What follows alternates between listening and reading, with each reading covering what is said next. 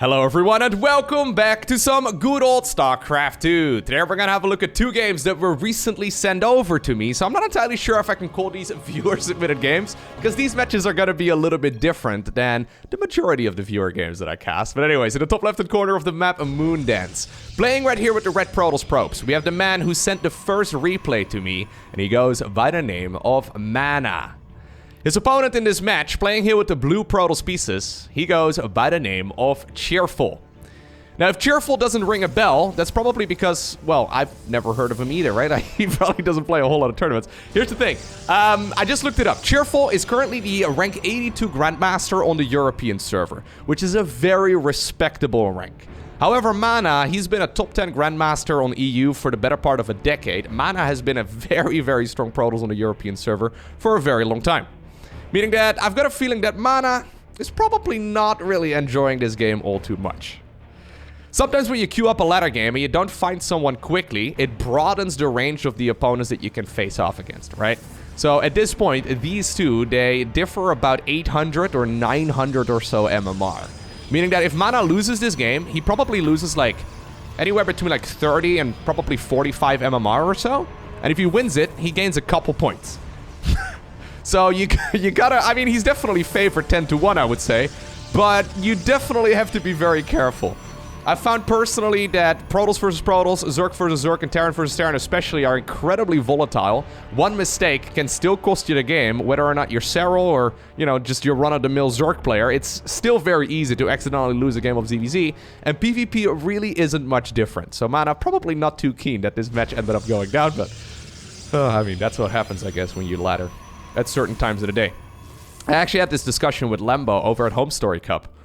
According to Lambo, I think he said 11 or 10 a.m. is the ideal time for a pro player to wake up, so you can do like a workout in the morning, and then by like 1 p.m. or so, maybe 2 p.m., you can finally start finding reasonable matches, because when your, you know, your main competitors are also your main rivals, and they don't get up until later in the day, it can actually be quite tricky to get some good practice in, so you really are forced to like change your sleep schedule around. Unless you're Serral, I suppose, then probably everyone wants to practice with you, but there's no denying that it can be a little bit tricky if you like getting up early. I've watched MaNa stream a couple times, and yeah, I've heard him complain as well about not being able to find a good match, which I guess is a real luxury position. I get this question actually from time to time. People asking like, how active is the 1v1 ladder still? At this point in time, unless you're MaNa, right? Unless you're like one of the top 24 players in the world. Ooh, MaNa's actually gonna find this proxy here right from the get-go. That's huge. There's a robo facility over here together with a gateway. Anyways, generally speaking, what I'm trying to get at is you can find a game within like half a minute. I find games within seconds most of the time. But yeah, the higher you climb, the more difficult that this is going to be. Alright. Since we're playing PvP, it's kind of like rock, paper, scissors, right? The Stargate, usually a pretty good option against the robo facility. MaNa is running on over in this direction. He's lacking that high ground vision, though, so he does need to be a little bit careful. He doesn't really know exactly how much there is available right here for Cheerful. It's currently 3 Stalkers versus 4. Now, you don't have to be a mathematician to figure out which is... Yeah, oh my god, which is favored over here. Sentry coming on over in this direction, too, but excellent movement there by Cheerful. Getting that ramp block done as well. A little bit of body blocking, and honestly, these units from MaNa are in a world of trouble. Yeah. Good control right there by Cheerful. That sentry is slower than the Stalker, so no way that one will stay alive. This is a disaster. This is a disaster right here for MaNa. Okay, he desperately starts up a shield battery. You gotta get something done to not die. Honestly, I wouldn't mind Cheerful just expanding behind this. Probably a good idea, but in his mind, he's probably thinking, okay, I'm playing against MaNa. I am very far ahead. We can play a 1-base all-in versus a 1-base all-in any day of the week. He's currently doubling his opponent's army supply. This could actually be a real issue. So Oracle seems like it wants to go across the map. Fair enough. Shield battery obviously very helpful as well, but MaNa's robo facility is going to be quite late, and he actually misrallies a couple more Stalkers. No way. Okay.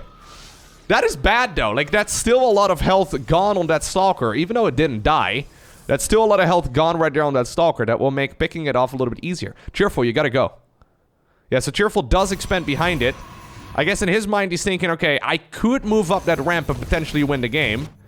Instead, I'm just gonna, yeah, try and play a smart game instead. I'll try and keep my opponent occupied in their main. That was actually some good movement right there from MaNa. Forcing that recall is huge, and now the Immortal's over here, too. A little bit awkward, actually, that Immortal was not supposed to come back home. Alright. I think setting up a soft contain here at the bottom of the ramp is definitely the right move.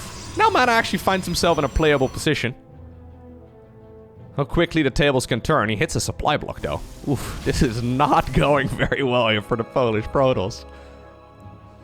Yeah, now he's forced to defend this on the low ground, right? So he needs a pylon, then a shield battery. That shield battery is not going to be finished, though, by the time that his attack hits, right? So Cheerful right now sees his opponent's units. There's one of those Immortals available here as well for MaNa. Good micro right there from the blue Protoss player. Loses one of the Stalkers, sadly, but gets 2 Zealots in return. Not bad whatsoever. 3 Adepts in the meantime did shade towards the main base. Okay. Could have gone a little bit deeper there. Yeah, definitely could have gone a little bit deeper right there. So unit movement is one of the things that gets better the higher you go up on the ladder, right? You can see there's a little bit of inefficiency right here on Cheerful's end. I think if you would have committed with more units at the bottom of the ramp and only recalled a few Stalkers, or maybe warped in a few Stalkers to defend against that Oracle, you would have been fine. I also think if these Adepts in the main base would have actually gone after the probes directly and started target firing them one at a time, he would have also been in an absolutely phenomenal spot. Don't get me wrong, he's still in a pretty good position. Did that Oracle just die? Oh my god, hold up, I need to go back. What just happened to that Oracle? Oh, MaNa! Okay, I backed up in the replay a little bit. This is where we were at. MaNa did secure the base, though. Alright. Oh, yeah, I was gonna say, if you shade forward, I do think you want to target fire down all of the sentries at the very least. Battery overcharge does get activated, probably a little bit later than you ideally want it to happen. And this is now a very, very scrappy game. Could have sworn MaNa was dead at the 3-minute mark. Okay, maybe the 4-minute mark. But he's holding on. Alright, MaNa. Show us some of that pro gamer micro. We've got a Prism, we've got 2 Immortals, and we've got a Dream. Looks like the Natural, though, is in a lot of trouble. Now he's gonna need the Immortals once again over at the Natural Expo. So with good control, you can keep those units alive for a very, very long time. By the way, I'll go ahead and post a link to MaNa's YouTube channel down below in the description of this video. Go check it out. He likes to post Protoss content regularly over there. Shout out as well, by the way, for just sending these replays over. I think we're gonna see some magic, guys. Because there's no way MaNa would just send me an embarrassing defeat, right? That doesn't really make a lot of sense. So his main base right now is being broken. There's no way that our Protoss player in red can really defend. In the meantime, though, the Prism has arrived on the other side of the map. And Cheerful is, yeah, forced to defend against that with just a bunch of probes and a Stalker for now. Void Ray here, getting a lot of work in. Okay, one of the Immortals there also gets picked off. Not a lot of anti-air available here anymore, though, and that Void Ray actually lives with only 3 health intact. Prism gets sniped. In the meantime, the other Prism is in the main base of the player in blue. This is the only mining that he's really got. I mean, there's some probes returning minerals in the natural, but these Immortals can make short work of that as well. This is just about to be a crazy game. I guess it is already qualified or classified as a crazy game right now, as both of the players here are trying to destroy the other's main base. Keep in mind, the win condition in a game of StarCraft 2 is to destroy all of your opponent's structures. You know, it's a good game of StarCraft 2 whenever I remind you of what the win condition of a game actually is. 99 out of 100 games. That is irrelevant information, because someone will leave before the actual end of the game. But I feel like right over here, it might be worth repeating. Okay. Stalker's derping out. Stalker's derping out. The Stalkers need to zone against that Prism. Still a good amount of mining over here, though, for Cheerful. 16 supply right now for MaNa versus 40 here from the player in blue. Careful! Ooh, almost lost that. Alright, I like that shield battery quite a bit. An additional pylon is coming up as well.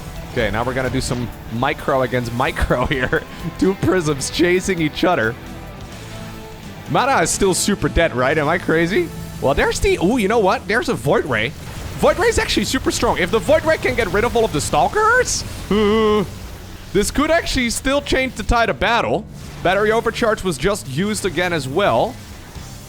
Okay, Cheerful trying to keep those units at maximum shields at the very least, but now the Immortals go back into the main base. Target fire down to the pylon. That Immortal has been so low for such a long time, and he does actually unpower those units once again. In the meantime, though, since there was a second battle happening as well, that one was won by the player in blue as the Void Ray got destroyed. Cheerful right now hits a big supply block. He really would like to start up another pylon in the main base, but if he cannot actually produce any units, this can become rather dicey for him. He needs to start up some production over in the net, but he's only got one pylon over there. I wouldn't mind seeing maybe a gateway or so starting up. Okay, yeah, Stargate. Not a bad choice. Battery here gets target fired down by the one Void Ray that MaNa has been able to produce out of that Stargate of his. He's got very small amounts of income, but slowly but surely, apparently, it is trickling in enough to be able to produce another Void Ray. Anyways, Adepts right now going back into the main.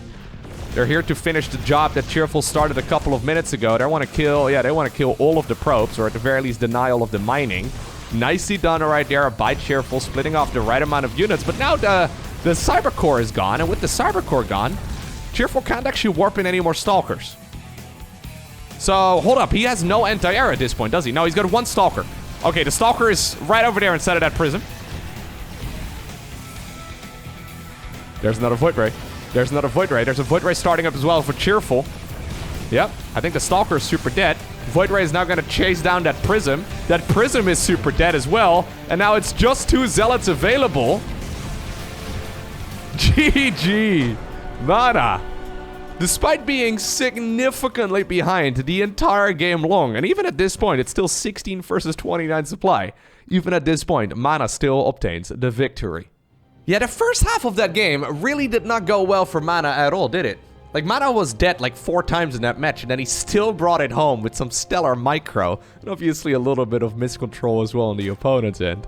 Anyways, our second game for today, it takes place on the map Tropical Sacrifice, and spawning right here in the bottom left-hand corner, playing with the red Zerg drones, with the best Protoss player from the Netherlands, the man who sent me this particular replay. He goes by the name of Harstem. His opponent in the opposite corner, playing here with the blue Terran SCVs, we are looking at the Smasher's main command center. Alrighty, so the Smasher going up against the Cowboy. Now, I know that Harstem likes to play a lot of his off races as well, mostly in the morning. So again, I know that Harstem likes to stream relatively early over here in the Netherlands, and yeah, if you wake up a little bit too early, it can be quite tricky to actually find appropriate opponents. So I know he likes to play a little bit of Terran, a little bit of Zerg in the morning usually. His Zerg apparently is currently sitting at about 5.2k MMR, which is probably around, I don't know what the exact range is right now on the Grandmaster League ladder, but I think that's like rank 170, 180 or so Grandmaster League, so still very respectable for sure, but not nearly as good as his Protoss, for obvious reasons. Anyhow, it's going to be a triple Rex proxy. Now, as long as the Cowboy knows what to do against this sort of thing, he doesn't need to know exactly what he needs to do, but as long as he pays very close attention in this game, I've got a feeling he's still going to feel pretty good about it. Yeah, so he sees exactly what he's going up against right now. Ideally, you also do spot that third barracks. He knows he needs to look for it. Yeah, he's trying his very best to spot it. You can always put the Overlord over there as well if you really want to, but that can be a little bit scary. Okay, now he sees everything. Decides to fly the Overlord in that direction. The Smasher currently ignoring it. He wants to go for, I think, a couple of bunkers right here inside of the natural. Okay, so let's see how well the Cowboy does against this sort of shenanigans, because these can be extremely hard games to win. However, what you got to keep in mind, right? Even when the pro players are playing their off races, they still have micro that is significantly better than their, well, off-race MMR would suggest. So even though these are going to be games that, yeah, the Cowboy is probably not going to be all too familiar with, he decides to go for a Roach Warren and then a second Gas Geyser. Okay, guess he wants to get some Ravagers out.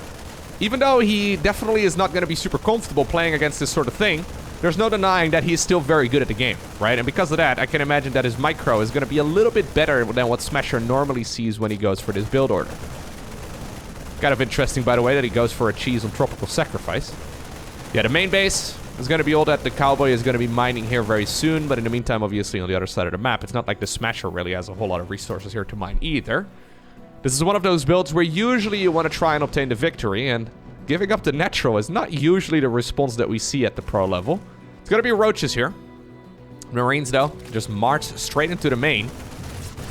There are a couple of roaches available. Roaches are obviously amazing when it comes to, yeah, pushing back units, especially when they have that high ground and ranged advantage. But what exactly is the plan from here, Cowboy? What are we gonna do? Save the Overlord at the cost of a bunch of Zerglings? Don't forget about Brenda, okay?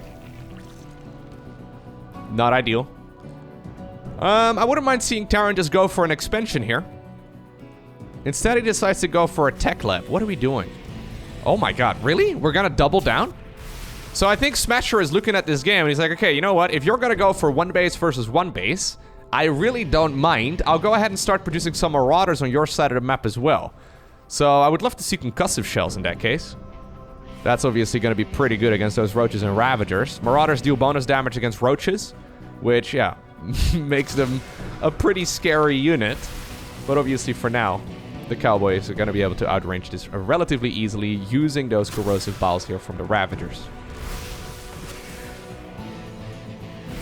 Alright, a scrappy game. I haven't really seen Harstem play a lot of these scrappy games. Well, not with his Zerg anyways. He is going to commit, I think. Yeah, you need like 7 corrosive vials, I believe, to kill one of those bunkers in one go. Marauders are spotted at this point too, though, so it's a one base versus one base galore. What exactly do you do here? I guess you just keep on using the corrosive vials. I think what you need to do is just keep all of those Ravagers alive and just add on more and more corrosive vials. Try and force, yeah, as much damage as possible. Can't forget here, it's easy as a Zerg player to forget that the repair does cost you resources. So Terran probably not too happy with the fact that they have to keep on dropping resources right there to keep that bunker alive. And now we're getting to the point where we have critical mass on the Ravager cocoons, exactly. Or on the Ravagers themselves. I just read the cocoon right there. That you can indeed push his army back. And now, I think he's going to feel a little bit better. A couple SCVs here. Decided to sneak away. They're going to get picked off for basically free. At the same point, though, there's already... Yeah, he did not expect his army to still be parked right here at the bottom of the ramp. At this point, there's a factory coming up as well. Harstem hasn't actually spotted it yet. So I wouldn't be surprised if he's just going to sit over here on this high ground. Oh my god, another tech lab? So he just hit a... That's a super late orbital command as well. He just hit a supply block. The Smasher, that is. No! Smasher, what did you just do? Oh, he went for a mule and then a supply depot eventually. This is going to be the longest supply block ever. So Smasher's looking at his resources. He's like, okay, I guess I'll go ahead and build another starport as well. So this is the production right here of the Terran player. It's all on the side of the Zerg. This supply block is going to make things a little bit easier, though, for Harstem. Starts up link speed. I do think that's a good choice. I don't think you really have the luxury, though, to transition away from anything. You're just going to play Roaches and Ravagers here for the foreseeable future. Zerglings, obviously, can also come out. At this point, you got to start wondering as well, like, is Stimpack going to finish up? Like, is there going to be combat shields? Like, how committed is this Terran player? Obviously, it does have this Overlord on the other side of the map, right? So the Overlord here at the very least can... Well, you can click on those mineral fields to see if they've been mined. And at this point, I think that Harstem knows, well, now he definitely knows, that there's no mining, no additional mining here inside of the natural of the opponent. Meaning that all he needs to do is just, yeah, keep this army off of the main base. Keep this money, or keep this army right here out of the base, because eventually he's going to get enough money to overwhelm it. Mules are obviously good. So that mining here is going to still be quite decent, even if it's just one base. But the Smasher needs to get this game done by about the 10-minute mark, because at that point, those mineral fields are going to start running dangerously low. So Harstem, just sitting here, waiting. Squeezing out a couple drones at a time, but mostly opting to go for as much army as he can. Okay, there's one siege tank all the way over there. I think the worst case scenario right now for Zerg is to go down this ramp, okay? This is actually a tricky part. So this is what I mean, right? If I was in this scenario, I'd be feeling the heat. I'd be feeling the heat right now, but Harstem has been playing this game for like 10 hours a day for the better part of a decade, so he knows how he should be handling this sort of situation. What I'm getting at, like, things like, for example, patience, right? Just being a patient player is something you learn over the course of many, many games. I have never been a particularly patient player, so it's extremely tempting for me to just go down that ramp. And I think with me, the majority of the 5.2k Zerg players. But Smasher right now is like, okay, he's not coming. He's not coming. Okay, so he does have a second siege tank available. Yep, I love that. So now he can start moving those tanks individually, one at a time. You don't want to move them too far forward.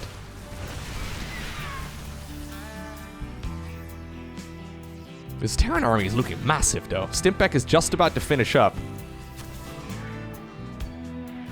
He did decide to go for a lair and then also the +1 carapace. I feel like the lair might be a little much, but I guess he eventually wants to go into like roach speed or something.